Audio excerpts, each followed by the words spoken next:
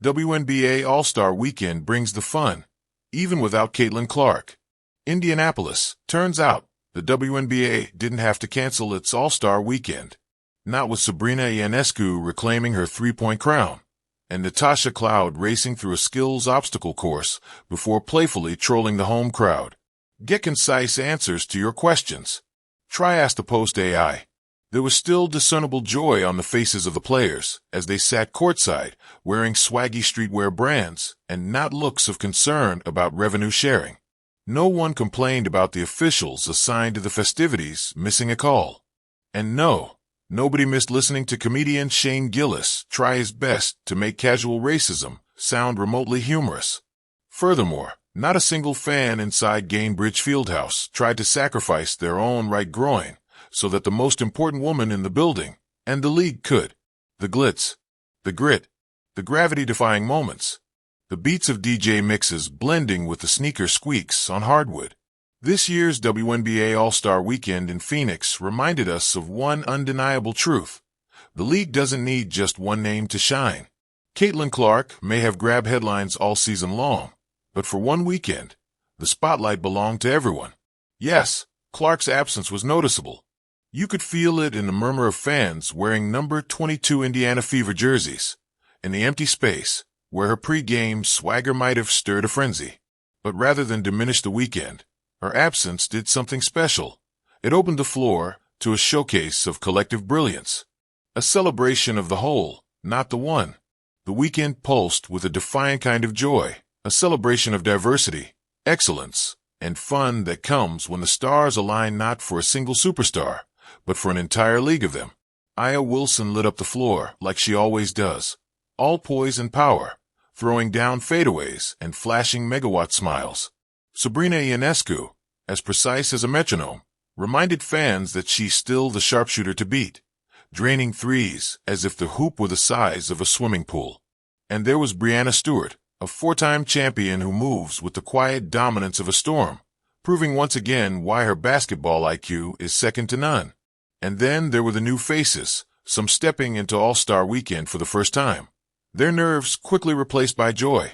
Players like Alicia Gray and Aaliyah Boston, once overshadowed, got their flowers. Kelsey Plum, her behind-the-back passes drew roars. Eriko Gunbowl, she might as well have lit the net on fire. No, Caitlin wasn't there. But the party didn't miss a beat. Skills, swagger, and sisterhood.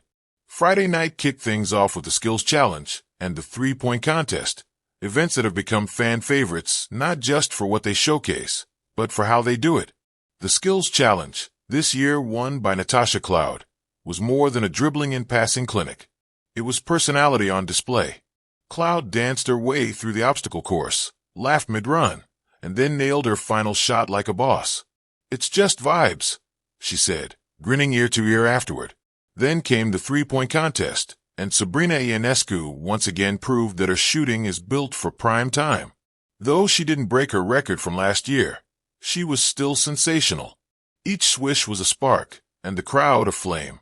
The whole arena bounced as Sabrina and Eriko went shot for shot, the tension building like a thriller before Ionescu finally pulled away with a calmness that said, "I've been here before."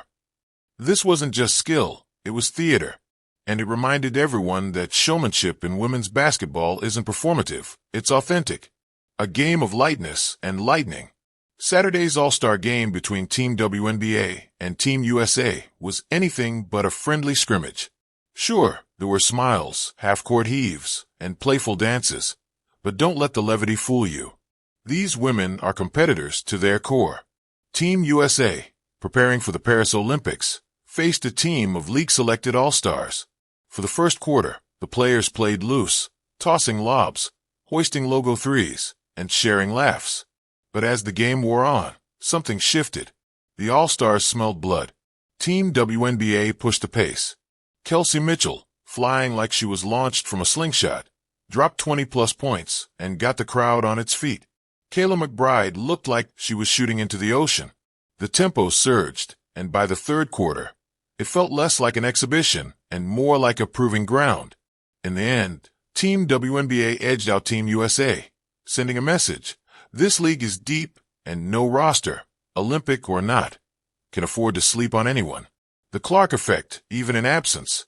Let's talk about the elephant in the arena, Caitlin Clark. She was eligible, but she wasn't selected for Team USA. And though many debated the merits of that decision, including the politics and the optics, Clark herself responded with her usual composure. "I have a lot to learn," she said, "and there's more time." Still, her presence, or lack thereof, hovered over the weekend like a silent beat. Yet instead of becoming the headline, it became the backdrop, because what emerged was a league that refused to orbit around one star. This wasn't about sidelining Caitlin, it was about widening the frame. Clark has done plenty for the game. Sold out arenas, boosted ratings, brought in new fans. But the WNBA has always been a galaxy of stars. From Lisa Leslie to Diana Taurasi to Sue Bird to Tamika Catchings, the league has never lacked legends. What Clark has done is bring fresh eyes.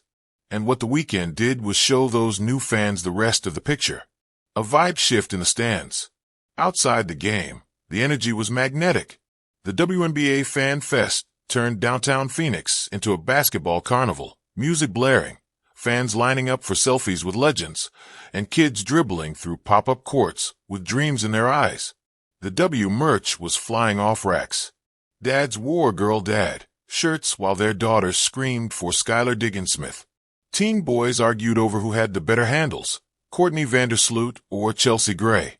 It was beautiful. There was a vibe shift in the air, from niche to necessary. The WNBA wasn't just a league. It was the thing to be part of. Sisterhood over spotlight. What perhaps defined the weekend most, however, wasn't a stat or a dunk or a shot. It was the connection. Players hugged. They laughed in warm-ups. They supported each other's brands and talked up each other's hustle. Rookies mingled with vets. Rivals became teammates. The love was real. In a league often battling for space in the wider sports landscape, the All-Star Weekend was a moment for everyone to exhale and just be. To celebrate their journey, their sisterhood, and their rise. What comes next? With the Olympics on the horizon and the regular season surging back to life, the league returns to its grind. Caitlin Clark will be back. So will the chatter. So will the scrutiny. And that's okay. It means people care.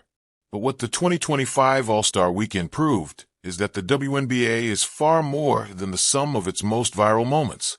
It's a league built on legacy, heart, and hustle. It's Aya.